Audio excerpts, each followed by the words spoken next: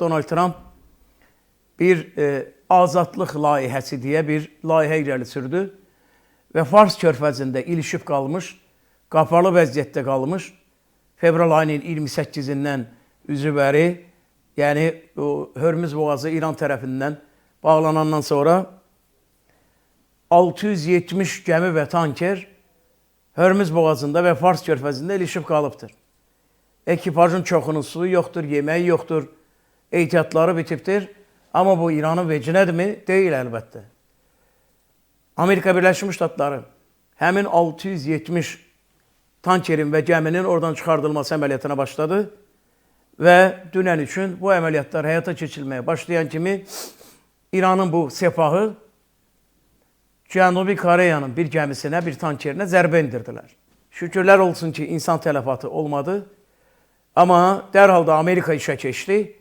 Amerika Birləşmiş Ştatları da İranın 6 katerin dənizdə, körfəzdə batırdılar. Sonra da Donald Trump dedi ki, əgər sepah Amerikanın gəmilərinə hücum edərsə, İranı yer üzündən silərik.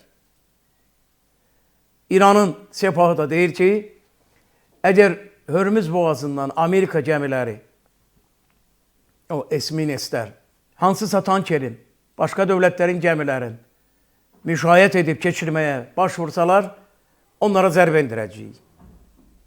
Bu da azmış kimi İran dünən Birləşmiş Ərəb Əmirliklərinin ərazisinə zərbə vurdu.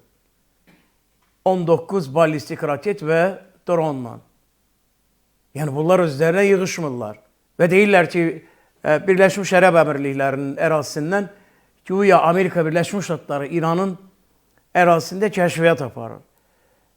Amerika Birləşmiş Ştatlarının İranın ərazisində kəşfiyyat aparması üçün hansısa konkret bir əraziyə ehtiyac yoxdur.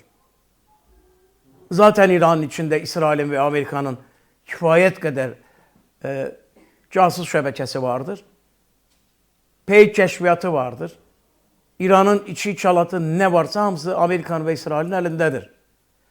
Amma Birləşmiş Ərəb Əmirliklərinə zərbə vurur. Təzdən də Birləşmiş Ərəb Əmirliklərinin Fuceyrə bölgəsindəki terminalına zərbə vurub və orada yanğın çıxardı.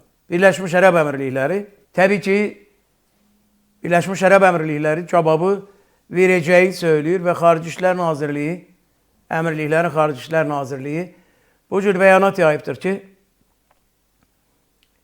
İran cavabsız qalmayacaqdır. Yəni, İran rəsmən özü fəlakətə soxur.